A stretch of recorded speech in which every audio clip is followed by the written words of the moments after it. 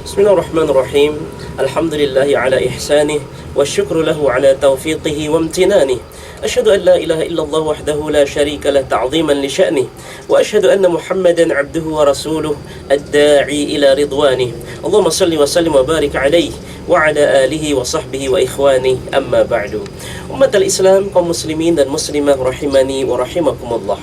Ketahuilah bahwasanya mengucapkan salam, menebarkan salam, menyampaikan salam di dalam syariat agama Islam merupakan perkara yang masyru', perkara yang sangat dianjurkan, disunnahkan untuk kita sesama muslim dan muslimah untuk saling menebarkan salam, mengucapkan salam antar sesama Islam, umatul Islam.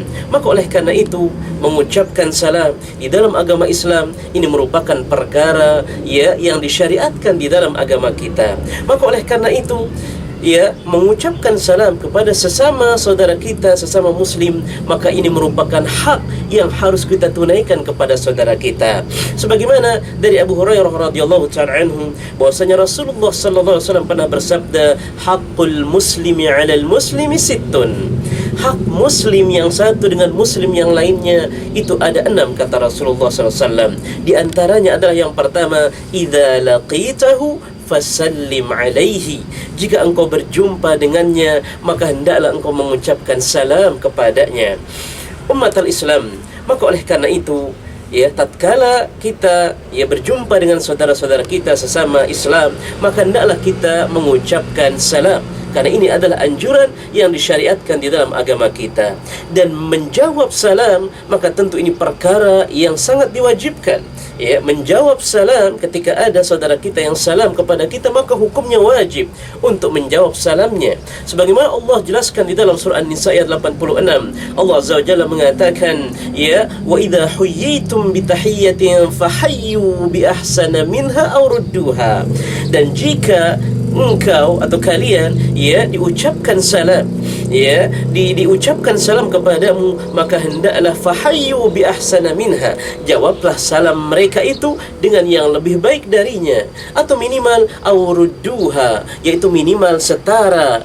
Jika dia mengatakan kepada kita assalamualaikum, maka minimal kita menjawabnya dengan waalaikumsalam, yang setara. Namun afdalnya tentu fahayyu bi ahsana minha, jawablah dengan yang lebih afdal, yaitu tatkala yang mengucapkan assalamualaikum, maka afdalnya kita menjawabnya dengan waalaikumsalam warahmatullah atau waalaikumsalam warahmatullahi wabarakatuh. Umatul Islam, maka inilah indahnya agama Islam. Kita dianjurkan untuk saling mendoakan, karena salam ini isi kandungannya merupakan doa kedamaian, ketentraman, keselamatan fid dunya wal akhirah.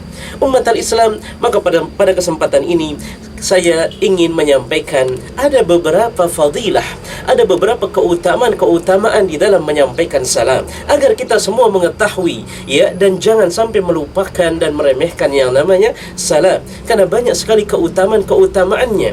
Maka di antaranya adalah yang pertama, orang yang mengucapkan salam, maka ciri-ciri orang yang memiliki keislaman yang baik, keislaman yang berkualitas.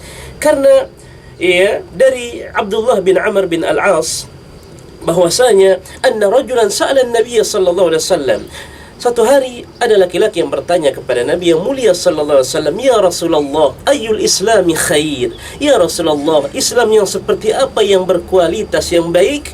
Maka Nabi mengatakan, yaitu tut'imut ta'am, kemudian wa taqra'us salam ala man 'arafta wa man lam ta'rif, muttafaqun alaih.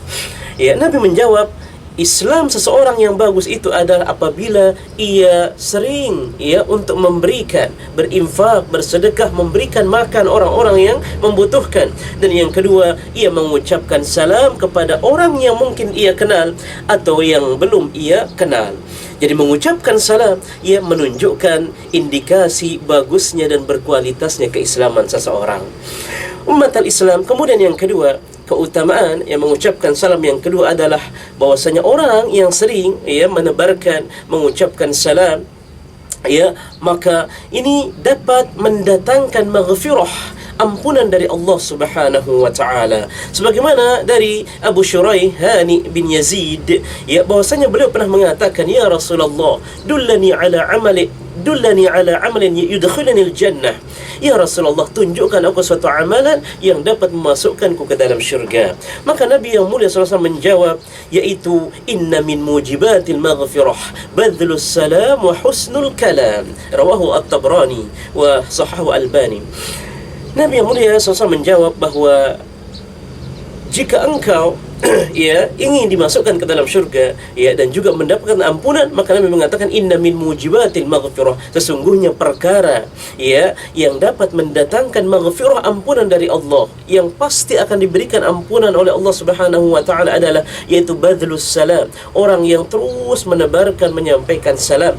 Dan yang kedua yaitu wa husnul kalam, orang yang menjaga lisannya selalu bertutur kata yang baik-baik saja. Umat al-Islam, maka oleh karena itu, teruslah kita menebarkan salam dan menjaga lisan kita agar kita mendapatkan maghfirah dari Allah Subhanahu wa taala. Kemudian keutamaan yang ketiga, orang yang menyampaikan salam, menebarkan salam di antara sesama kaum muslimin, maka salam tersebut dapat menumbuhkan rasa cinta dan kasih sayang antara sesama kaum muslimin. Sebagaimana dari Abu Hurairah radhiyallahu ta'ala anhu bahwasanya Rasulullah SAW pernah bersabda, la tadkhuluna al-jannata hatta tu'minu wa la tu'minu hatta tahabbu aw la adullukum ala syai'in idza fa'altumuhu tahabbtum afshus salama bainakum. Rawahu Muslim. Rasulullah SAW pernah bersabda bahwasanya dari Abu Hurairah radhiyallahu ta'ala anhu bahwasanya Nabi yang mulia SAW pernah bersabda, antum atau kalian tidak akan masuk syurga sehingga kalian betul-betul beriman, dan kalian tidak sempurna keimanan sampai kalian betul-betul saling mencintai. Dan maukah kalian aku tunjuki sesuatu yang apabila kalian lakukan sesuatu ini maka kalian akan saling mencintai? Maka Nabi mengatakan afshus salama bainakum, tebarkanlah salam di antara kalian. Umat al-Islam, maka ini menunjukkan bahawa tatkala seseorang sering menebarkan salam kepada saudara-saudaranya sesama iman, sesama kaum muslimin, maka ini mampu menumbuhkan rasa cinta dan kasih sayang dan kedamaian dan menghindarkan daripada permusuhan dan perpecahan. Umat al-Islam, kaum muslimin dan muslimah rahimani wa rahimakumullah. Kemudian yang keempat, bahwasanya orang yang sering mengucapkan salam tatkala mungkin ada dua orang yang sedang bertikai atau sedang berselisih atau sedang tidak tegur sapa, maka Nabi mengatakan di antara kedua orang yang sedang berselisih ini, maka yang lebih baik di antara keduanya adalah yang pertama kali memulai dengan salam. Dari Abu Ayyub Al-Ansari radhiyallahu ta'ala anhu bahwasanya Rasulullah SAW pernah bersabda, la yahillu li rajulin, dalam riwayat Muslim, la yahillu li muslimin ay yahjura akhahu fawqa 3 layal. Tidak halal bagi seorang laki-laki, tidak halal bagi seorang muslim untuk mendiamkan, tidak menegur sapa saudaranya lebih dari 3 malam. Fa yaltaqiyani fa yuridu hadha wa yuridu hadha. Ketika dua orang ini berjumpa, yang ini cuek dan yang ini cuek, yang ini memalingkan wajahnya, ini memalingkan wajahnya, tidak mau tegur sapa, maka apa kata Nabi? Wa khairuhuma alladhi yabda'u bis salam, dan sebaik-baik di antara dua orang ini adalah yang pertama kali memulai mengucapkan salam. Yang pertama kali mengucapkan salam. Muttafaqun alaih.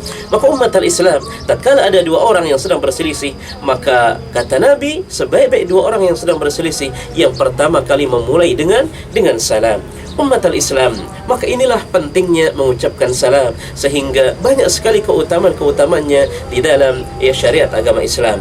Kemudian yang kelima, umat al-Islam, di antara keutamaan mengucapkan salam, bahwasanya orang yang sering menyampaikan dan mengucapkan salam, maka kesempatan bagi dia untuk meraih berbagai macam pahala dan kebaikan. Jika ingin mendapatkan kebaikan, mendapatkan pahala setiap harinya, maka sering-seringlah mengucapkan dan menyampaikan salam. Sebagaimana dari Imran bin Husain bahwasanya anna rajulan ja'a ila Nabi sallallahu alaihi wasallam wa qala assalamu alaikum. Suatu hari datang laki-laki kepada Nabi kemudian mengucapkan assalamu alaikum, maka Nabi menjawab salamnya. Nabi mengatakan ashrun, pahalamu 10. Thumma ja'a akhar, datang laki-laki yang kedua wa qala assalamu alaikum warahmatullah. Dia mengatakan kepada Nabi, kemudian Nabi jawab salamnya, kemudian Nabi mengatakan ishrun, pahalamu 20. Thumma ja'a akhar wa qala assalamu alaikum warahmatullahi wabarakatuh. Laki-laki yang ketiga datang kemudian mengucapkan salam kepada Nabi dengan salam yang sempurna, maka Nabi mengatakan, Nabi jawab salamnya dan Nabi mengatakan 30 pahalamu, iaitu 30. Hadis riwayat At-Tirmidzi. Umat al-Islam, maka ini menunjukkan bahawa jika ingin mendapatkan pahala kebaikan, maka sering-seringlah salam, sering-seringlah mengucapkan salam, agar setiap harinya kita mendapatkan kebaikan dan pahala dari Allah Subhanahu wa taala.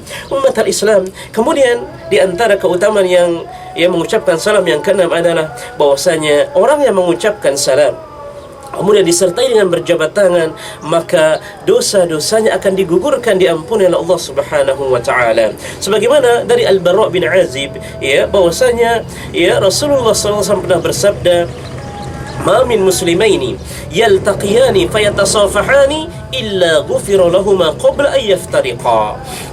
Hadis riwayat At-Tirmidzi. Bahwasanya Rasulullah pernah bersabda, tidaklah ada dua seorang muslim kemudian ia berjumpa kemudian berjabat tangan, kecuali atau melainkan Allah akan ampuni dosa keduanya sebelum mereka berdua berpisah. Hadis riwayat At-Tirmidzi, dan beliau mengatakan riwayat hadis ini derajat hadisnya hasanun gharib. Umat al-Islam, maka ketika kita salam kemudian berjabat tangan, tentu dengan yang sesama mahram, tidak boleh dengan yang bukan mahram. Ketika kita berjabat tangan, maka terus berguguran dosa-dosa dan kesalahan kita. Maka oleh karena itu, teruslah kita mendawamkan, konsisten untuk menebarkan salam, dan juga jangan lupa untuk berjabat tangan agar Allah Subhanahu wa taala berikan kita maghfirah dan digugurkan dosa-dosa kita. Umat al-Islam, kemudian di antara keutamaan mengucapkan salam adalah tatkala seseorang hendak masuk ke dalam rumahnya, kemudian ia mengawali dengan mengucapkan salam, maka niscaya orang tersebut dan penghuni rumah tersebut akan diberikan keberkahan oleh Allah Subhanahu wa taala. Sebagaimana dari Anas bin Malik radhiyallahu ta'ala anhu, bahwasanya beliau mengatakan, qala li Rasulullah sallallahu alaihi wasallam, suatu hari Nabi pernah berkata kepadaku, kata Anas bin Malik, ya bunayya idza dakhalta ala ahlika fasallim alaihi yakun barakatan alaika wa ala ahli baitik. Kemudian Nabi yang mulia SAW pernah bersabda, memberitahukan Anas bin Malik bahwasanya, wahai ananda, jika engkau hendak masuk ke rumah keluargamu, maka ucapkan salam, niscaya Allah akan berikan keberkahan untukmu dan untuk keluargamu atau penghuni rumah tersebut. Penghuni rumah tersebut. Maka ini menunjukkan bahawa tatkala seseorang hendak ingin memasuki suatu tempat atau masuk ke rumahnya, maka jangan lupa untuk menyampaikan salam agar ia diberikan keberkahan dan penghuni rumah tersebut juga akan diberikan keberkahan.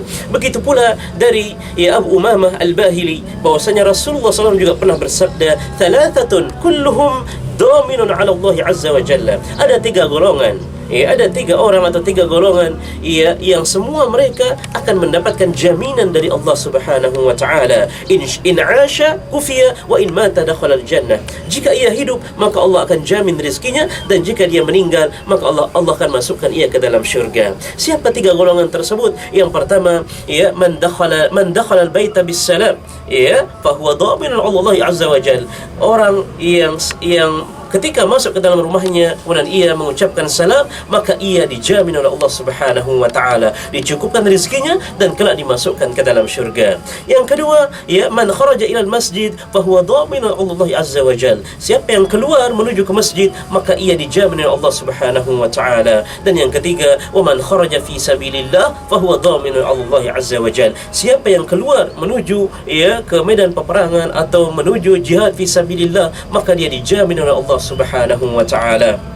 Hadis riwayat Abu Dawud dan disahihkan oleh Syekh Al-Albani rahimahullah taala.